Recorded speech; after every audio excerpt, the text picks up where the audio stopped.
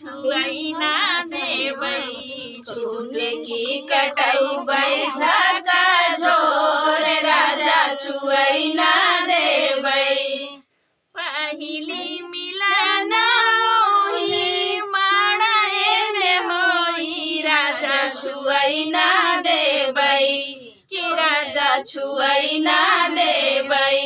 भवरा गोठौबै झाका झोर राजा छुवैना देबै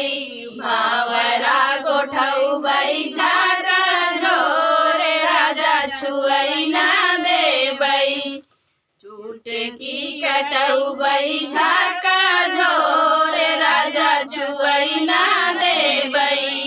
चुटकी कटौबै झाका झोर राजा छुवैना देबै दूसरी मिलन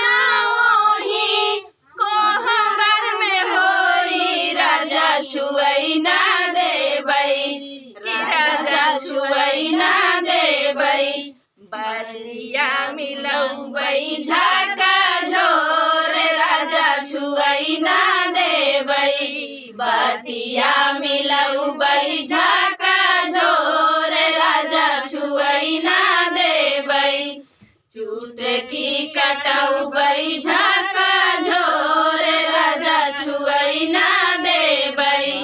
चुटकी कटौबै झाका झोर राजा छुवैना देबै तीसरी मिलन होई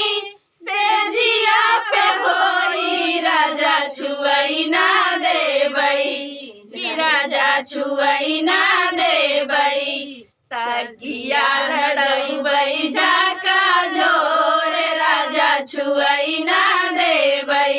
तकिया लड़ौबै झाका झोर राजा छुवैना देबै चुटकी कटौबै झाका झोर राजा छुवैना देबै चुटकी कटौबै झाका झोर राजा छुवैना देबै। तो फ्रेंड था चुटकुला नाच गीत। आप लोग को कैसा लगा कमेंट बॉक्स में बताना। फिर मिलते हैं किसी नए गाने के साथ, तब तक के लिए बाय बाय दोस्तों।